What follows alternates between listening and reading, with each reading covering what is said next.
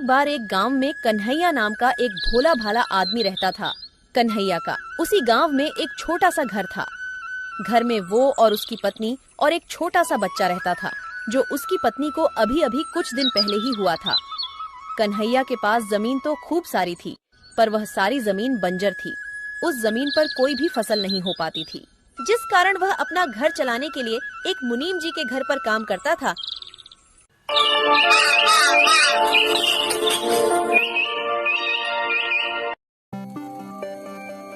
भाग्यवान, ओ भाग्यवान, आज मुझे मुनीम जी के पास बहुत सारा काम है। आज मुनीम जी का अनाज बाहर शहर बिकने को जाएगा, तो मैं आज खाना खाने नहीं आ पाऊंगा। तो तुम आज मेरा खाना किसी के भी हाथ मुनीम जी के घर तक पहुंचा देना। फिर कन्हैया मुनीम जी के घर पर काम के लिए निकल जाता है।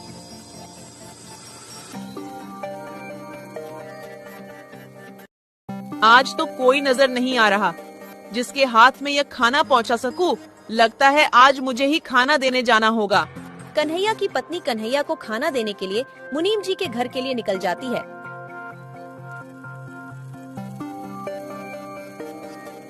मगर रास्ते में उसे एक सांप काट लेता है। अरे, ये किसने काट लिया? मुझे कांटा तो छुआ नहीं है। कितना दर्द हो रहा है। सांप काटते ही वह जमीन पर गिर जाती है और वहाँ पर खूब सारी भीड़ इकट्ठा हो जाती है। कन्हैया लाल, अभी अभी गांव से एक खबर आ रही है कि तुम्हारी पत्नी को एक सांप ने काट लिया है। तुम्हें तुरंत ही उसके पास जाना होगा। कन्हैया चौंक जाता है और कन्हैया वहाँ से तुरंत ही निकल जाता है। मगर कन्हैया की पत्नी नहीं बच पाई।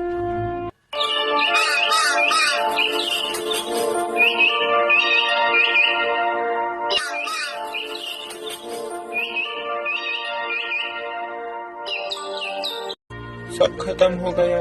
तुम मुझे और अपने इस बच्चे को अकेला ही छोड़ गई।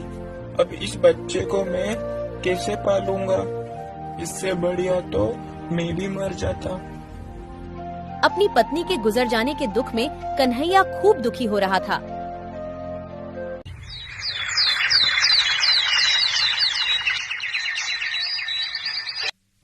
कुछ सालों बाद कन्हैया के जीवन में खुशी का माहौल बनता है।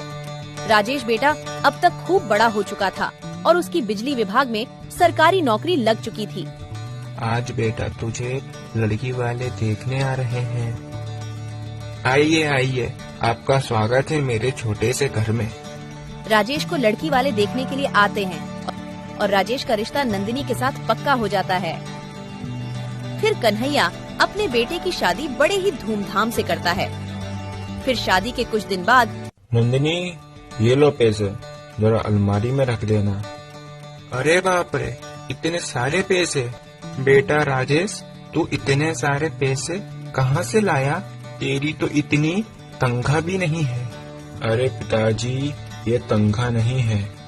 अब मैं तुम्हें कैसे समझाऊं? पिताजी, इसे अंग्रेजी भाषा में कमीशन कहते हैं। मतलब तू लोगों से घूस लेने लगा है। और क्या पिताजी? बेटा, तुझे तेरी माँ के गुजर जाने के बाद भी मैंने तुझे पढ़ाया लिखाया और इतनी बढ़िया नौकरी के काबिल बनाया, और आज तू उसी कुर्सी का फायदा उठाकर गरीब लोगों से घूस ले रहा है। तुम्हें क्या पता पिताजी, ईमानदारी के रास्ते पर चलने वाला हमेशा पीछे रह जाता है। आजकल जो ईमानदारी के रास्ते पर चलता है वो हमेशा पीछे ही रह जाता है। ईमानदारी पर चलेंगे तो धीरे धीरे आगे बढ़ेंगे, अगर थोड़ी बहुत घूस खाकर आगे बढ़ेंगे तो बहुत जल्दी आगे बढ़ेंगे। पिताजी, बेटा, जो ईमानदारी के रास्ते से धीरे धीरे आगे बढ़ता है वो बहुत लंबे समय तक टिकता है। जो ये घूस खाकर आगे बढ़ता है वो बहुत ही जल्दी बर्बाद होता है। और आगे तेरी मर्जी। और कन्हैया इतना कहकर अपने घर से निकल जाता है। ठीक ही तो कह रहे हैं कि घूस लेना पाप है। पिताजी की बात तो मान लो। तुम भी चालू हो गई। पिताजी मुझे कम सुना के गए हैं क्या? घूस लेना पाप है। अब मुझे मेरा खाना दे दो, ऑफिस के लिए लेट हो रहा हूँ। इसी तरह कन्हैया का बेटा राजेश लोगों से घूस लेने लगा था।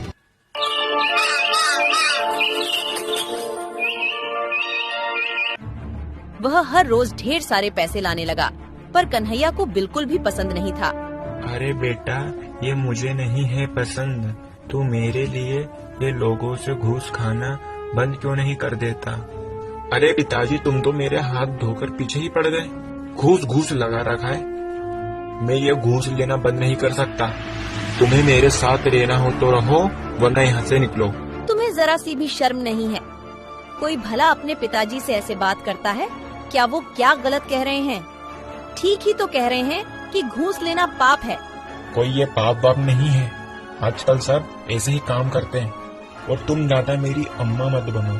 तुम्हें भी इस घर में रहना हो तो रहो, वरना तुम भी यहाँ से निकलो। अरे बेटा, मेरे कारण तुम दोनों आपस में मत लड़ो। मैं ही इस घर को छोड़कर चला जाता हूँ। अरे पिताजी, इन्होंने तुम्हें गुस्से में आकर घर छोड़कर जाने को कह दिया है। आप तो सच में घर छोड़कर जाने को तैयार हो गए। तुम कहाँ पर रहोगे? बेटा, तू मेरे रहने की चिंता मत कर। मैं तो कहीं पर भी रह लूंगा। इतना कहकर कन्हैया घर छोड़कर चला जाता है।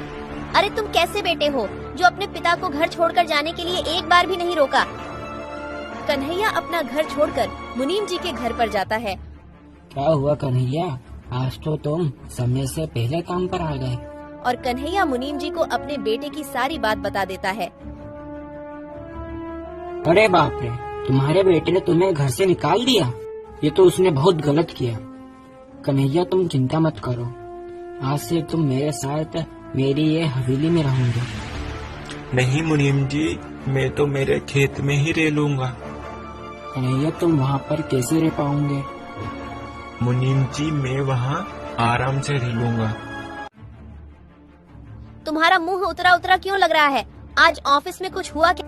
हाँ, आज मैं लोगों से घूस लेता पकड़ा गया और अब मुझे अपनी नौकरी से भी निकाल दिया गया है। और मैंने जितना भी घूस का पैसा खाया है वो मुझे सरकार को वापस लौटाना होगा। मुझे बिल्कुल भी समझ नहीं आ रहा है अब मैं क्या करूँगा। कन्हैया अपने खेतों के बीच में एक झोपड़ी तैयार करता है और उसी झोपड़ी में रहने लग जाता है।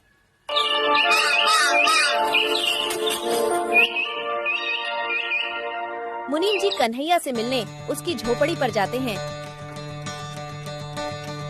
अरे मुनीम जी, आज तुम्हारा ये मेरी झोपड़ी में कैसे आना हुआ?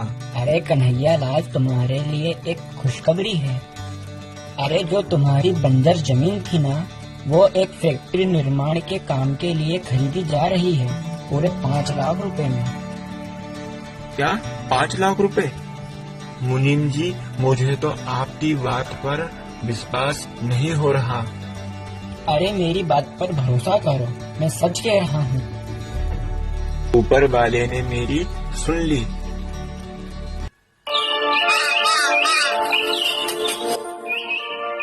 कन्हैया अपने बंजर जमीन को बेचकर उसी गांव में जमीन के पैसे से एक बढ़िया सा घर बनवा लेता है। और उधर सरकार द्वारा पैसे लेने के बावजूद सरकार उनका घर भी जब्त कर लेती है, जिस कारण राजेश और नंदिनी को घर खाली करके जाना पड़ा। आज तुम्हारे लालच के चक्कर में पिताजी भी घर छोड़कर चले गए और आज हमें भी घर से बेघर होना पड़ा, तुम्हारे लालच के चक्कर में। आओ राजेश बेटा, अब तो तुम्हारा पिता लखपति बन गया है। तुम यह खबर सुनकर आए हो, मैं जानता हूँ। तुम तुम्हारे पिता के पास केवल पैसों की लालच में ही आए हो। तुमने आज तक तुम्हारी माँ को देखा?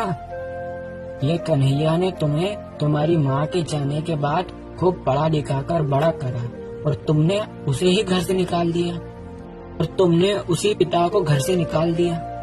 तुम्हें ये सब करते बिल्कुल भी शर्म नहीं आई? अरे मुनीम जी, अब छोड़िए, वो अभी बच्चा है, उससे एक छोटी सी गलती हो गई। पिताजी, मुझे माफ कर दो, मुझसे गलती हो गई और आपकी बात नहीं मानने के कारण आज मेरे हाथ से नौकरी भी चली गई। कोई बात नहीं बेटा, तुझे कहा था ना मैंने कि ईमानदारी के रास्ते पर चलेगा तो खूब आगे जाएगा। अब देख लिया ना बेईमानी के रास्ते का परिणाम।